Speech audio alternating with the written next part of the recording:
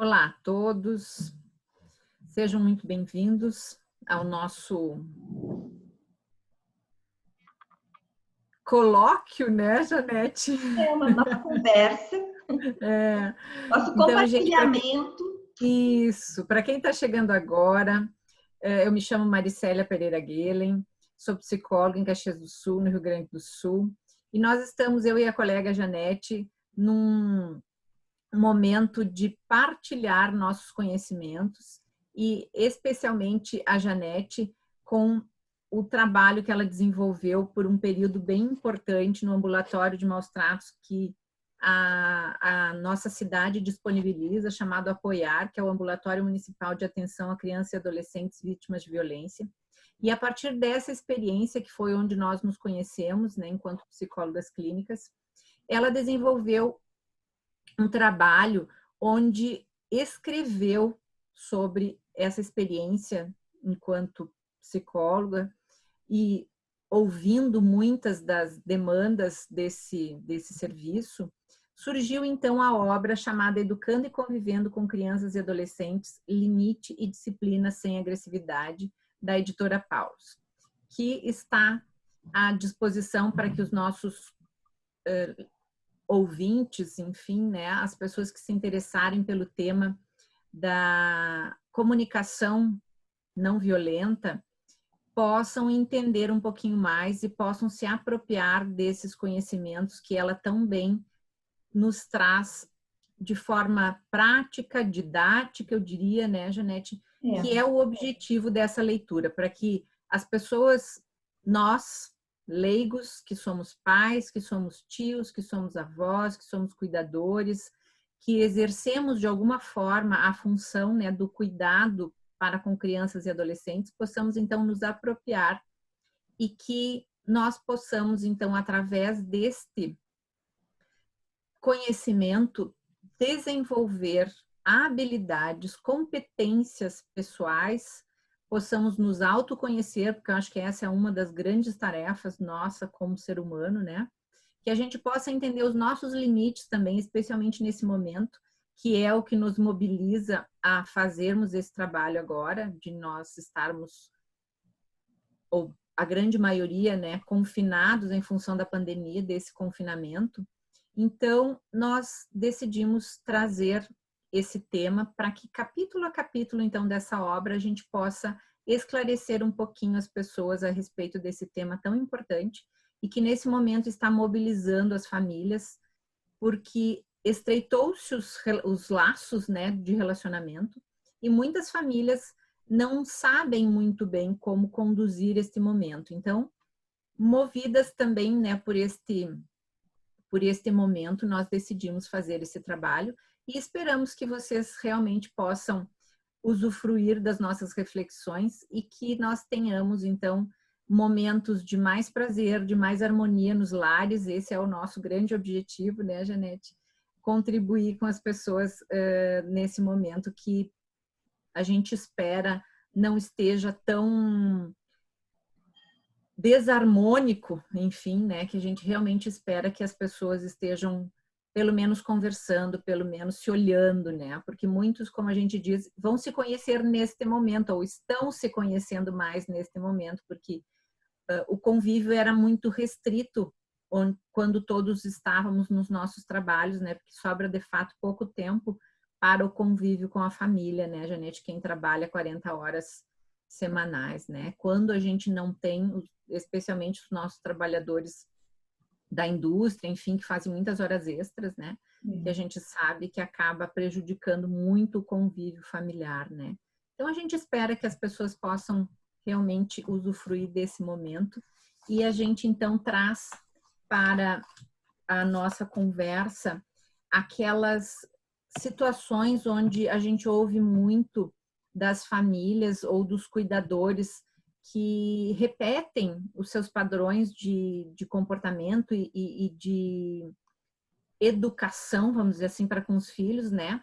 Obedecendo os seus padrões aprendidos, né, Janete? Então, eu gostaria que trouxesse um pouquinho para nós da tua escuta, né, desse período. Como é que era essa escuta? O que tu conseguiu perceber desse momento e o que a gente pode trazer para as famílias para que elas não cometam os mesmos erros, né, que os nossos pais, os nossos avós talvez tenham cometido com a gente, né?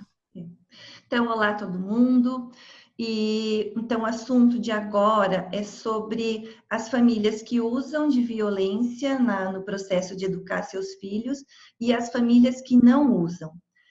Eu venho de origem italiana, então é bem comum que toda criança, todo adolescente passe por broncas e por chineladas e palmadas, então De sempre varadas, né? Porque a minha mãe era perita, né? Numa varinha de marmelo ou de vime. ripa de madeira, essas coisas. É... Não, ela não chegava tanto, né? Então, e eu fui conhecer famílias que não usavam de violência quando eu entrei no apoiar. É um paradoxo, né? Eu fui trabalhar num ambulatório que atendia crianças e adolescentes vítimas de violência e foi lá que eu também conheci gente que conseguia educar crianças e adolescentes sem nunca encostar uma mão, sem a famosa palmadinha pedagógica, nada. E foi um mundo novo que se descortinou para mim, porque eu achei aquilo muito legal, muito interessante, muito valoroso. E comecei então a me empenhar em estudar isso. Por sorte, meu filho nasceu depois que eu já sabia dessas coisas. Então, ele foi Ele foi criado privilegiado. sem nenhum dedinho encostado. E o resultado é muito bom. E o resultado também é bom para as famílias que eu atendi durante 16 anos no Apoiar, né? Que conseguiram compreender isso e aplicar isso e me traziam muito retorno positivo. Nossa, a vida da família mudou, o meu filho é outro, minha filha é outra. Então, essa coisa de educar com a firmeza, né, com o limite e com o afeto e o vínculo, dá resultado e não é assim de uma pessoa, são de centenas de casos, né, que trouxeram resultado de que aplicando isso a criança fica outra, fica boa de conviver, fica boa para aprender, vai para a escola e tem mais chance de se concentrar naquilo que vai aprender na escola. Então, é muito bom, o resultado é muito bom. E a Que prática, interessante. ela é assim um pouco mais trabalhosa, né, do Uhum. que bater, mas o resultado é muitas vezes melhor. Então, os pais sempre me questionavam assim: eu não posso bater, então eu não posso educar. Se eu não posso bater, então eu não tenho autoridade. Se eu não Uhum. bater nele agora, a vida vai bater nele depois. São É, a coisas da gente ouve muito. cultura, né? São coisas Uhum. que vêm de uma cultura. E eu já falei na live anterior que a cultura ela é uma coisa importante, o passado é importante, mas a gente precisa ir se atualizando.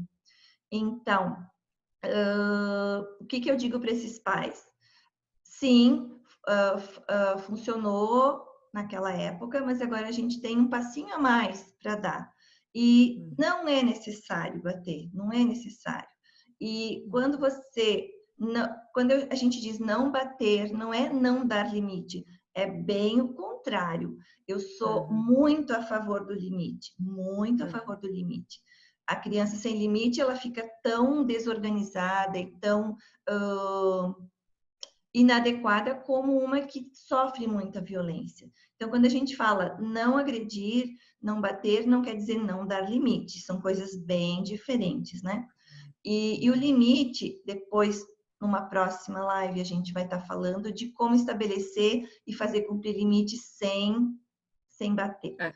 Mas o limite tem que ser usado, tem que ser estabelecido com a firmeza, Entendi. a palavra que eu gosto é firmeza. Não precisa nada além de firmeza, mas precisa ser firme na sua autoridade. Uhum. Então, há uma diferença entre um pai autoritário, que manda pela força e pelo poder, e um pai ou uma mãe que tem autoridade, que a sua voz, que a sua postura, que a sua conduta, que o seu exemplo direcionam o comportamento do filho. Então, todo pai, toda mãe, todo cuidador de uma criança e adolescente tem que ter autoridade. Se não tem, tem que desenvolver. E a sua firmeza vai dar o tom para aquela criança conseguir aprender o que deve fazer e o que não deve, o que pode e o que não pode fazer. Eu gostaria que tu ampliasse um pouquinho essa questão da firmeza, né, Janete? Porque eu acho que isso eu acho que esse é o ponto central, na verdade, né?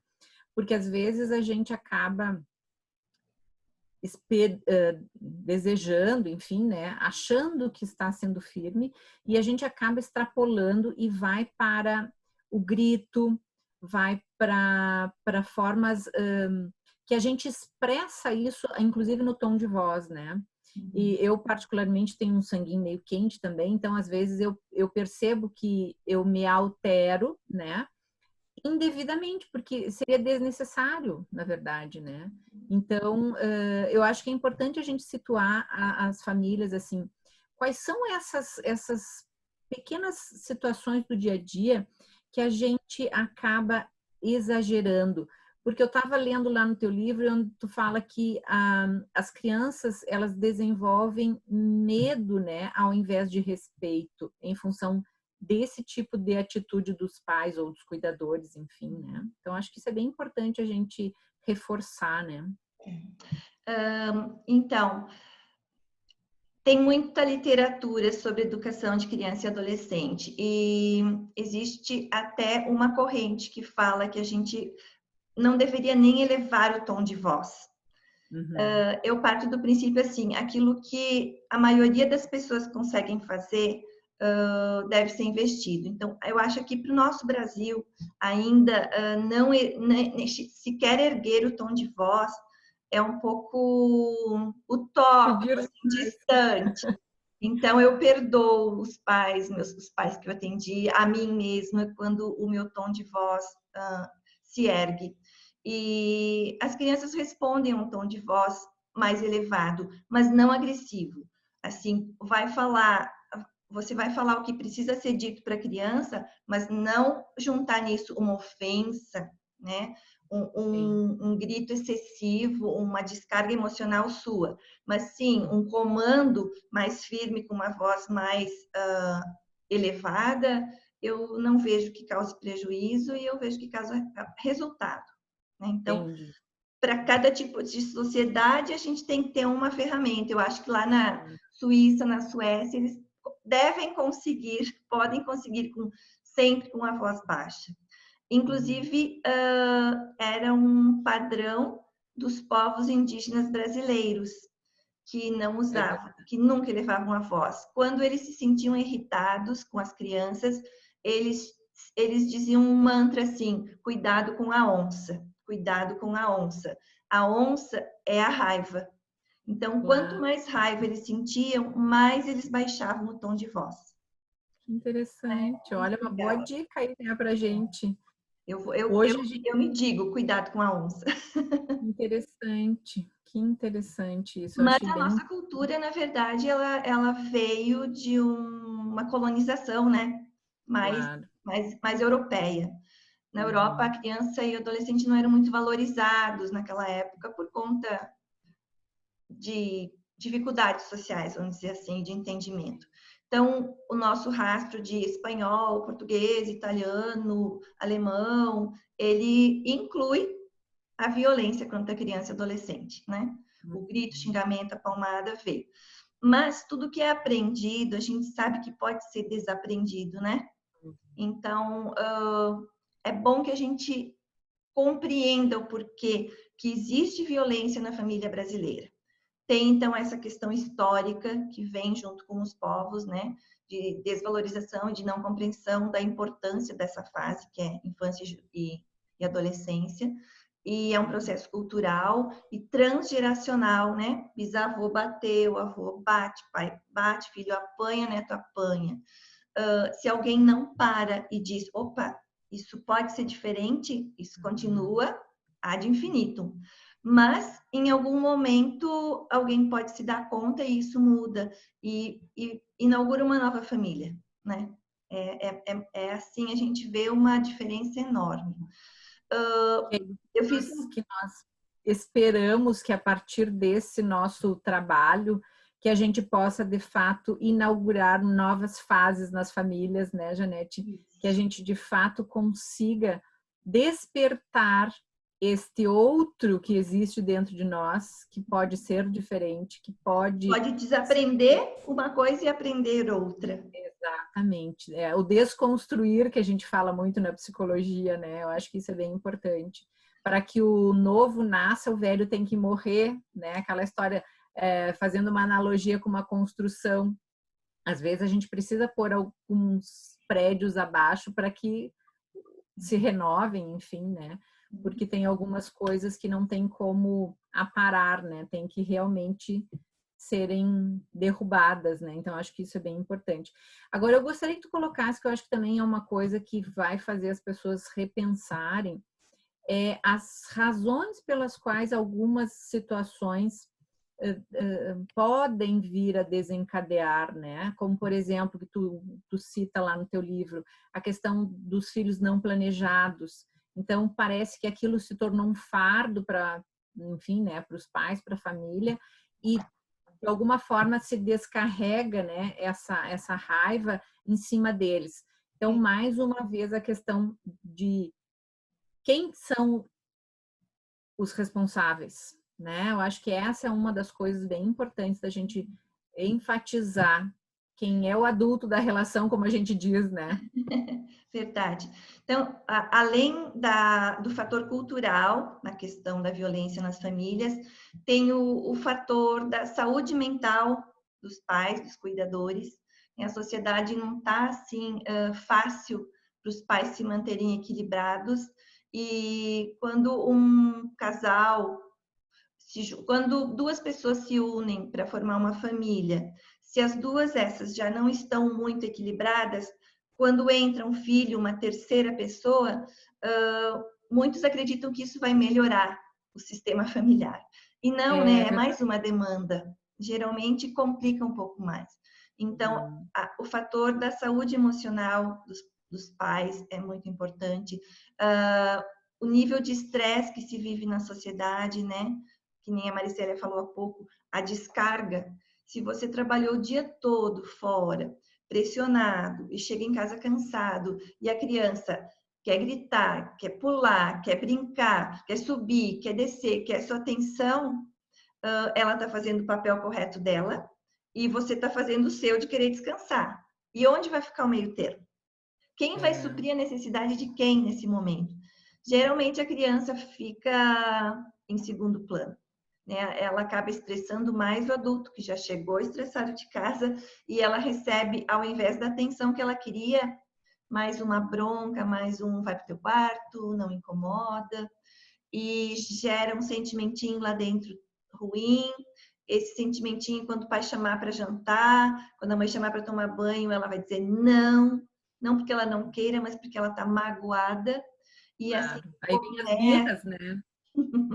E assim começa um bolo de conflitos, uma roda de conflitos que não para nunca.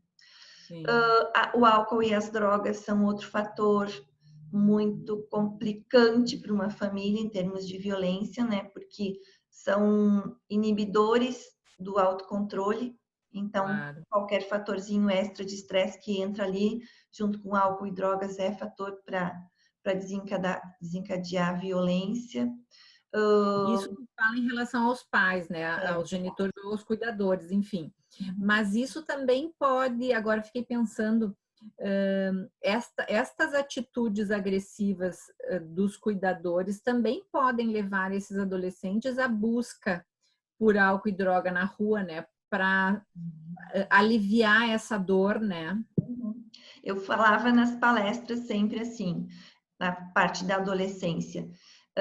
Você, se está trabalhando num lugar que é ruim, numa empresa ruim, num escritório que é ruim, qual é a sua tendência? Sair e procurar outra coisa. Se para o adolescente não está bom dentro de casa, para onde que ele vai? Para a rua? O que ele vai encontrar na rua? Um caminho bom, tudo certinho, bonitinho, educativo? Geralmente não. Então, esse risco existe, né? Eles vão procurar alguém que faça eles se sentirem bem. Traficante adora fazer adolescente se sentir bem.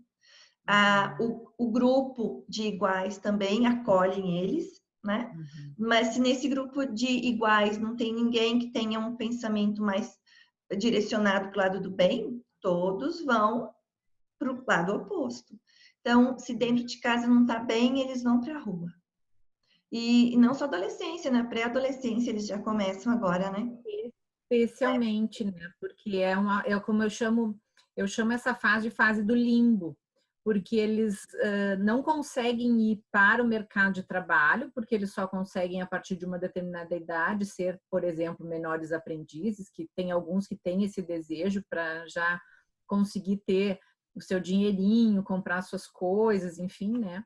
E acaba realmente sendo, eles acabam sendo alvo, porque com certeza vai ter alguém que vai reforçar a fala de que eles estão sendo maltratados em casa, que eles não precisam se submeter a isso, né?